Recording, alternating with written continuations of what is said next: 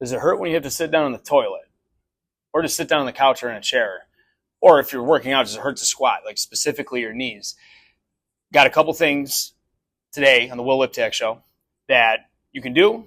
Hopefully warms you up a little bit better. Or maybe you're able to lift a little bit heavier and just get those legs and knees stronger in general. So we're going to go over front squats eventually, but big things I want to go over is possibly making those knees feel better and get a better range of motion without pain. So when we're squatting, feet are on the floor, heels are down, toes are down, trying to keep my weight in the middle of my foot. Then I'm just going to squat down. You get as low into that as you can. And then if some of you are cringing at home watching this, you're like, oh, I can only get to here and my knees hurt. Well, this is for you. One of the options you could do is heels up on some elevation. This is an ab dolly mat. It's not too high off the ground, but a little bit high. Big things when you set up on this, heel should be heavy on whatever the object is.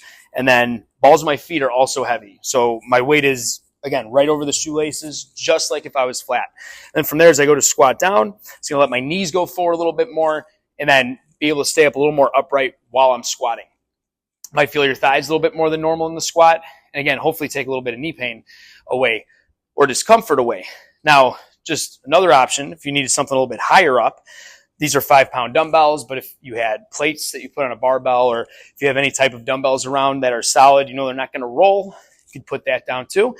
Same thing, heels heavy, balls of my feet are heavy, and then from there I'm going to come down, let those knees go forward a little bit more, and you do it slow.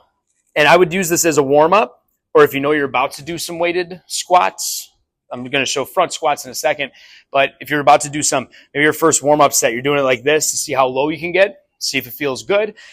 And then maybe after a couple sets, you're able to not use it. Maybe you're able to bring it down to the floor and you're able to get lower than you did before. Should help out with that range of motion. Now, applying this to that front squat, since we have those weights up in front of you, it kind of forces you to stay upright. You can't bend over as much as you would with a back squat. So dumbbells in front of you is one way to go. If you keep them a little bit further out in front of you as you come up and down, it's going to make it feel a lot easier to stay upright. Whereas if you're setting them here or maybe back here and then you're squatting, it might be a little bit harder to stay upright. It'll still force you to, but dumbbells away might make that a little bit easier too. And then if you wanted to go heavier and it's hard to hold it out here, you go heavier, bring it up a little bit higher onto those shoulders so they can just sit there. So, quick breakdown again. Front squats, great for the quads, also great for your butt. But if they're hurting, maybe try warming up with your heels up on a pad, on some dumbbells.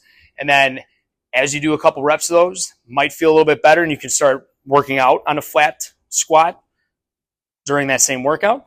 Or you stick to this for a week, 2 weeks until it starts to get easier to do. And then you try squatting down and you see if that doesn't hurt as much. Maybe you're able to squat a little bit heavier, maybe get those quads stronger, make it easier to go to the bathroom. We all want that. Hope that helps.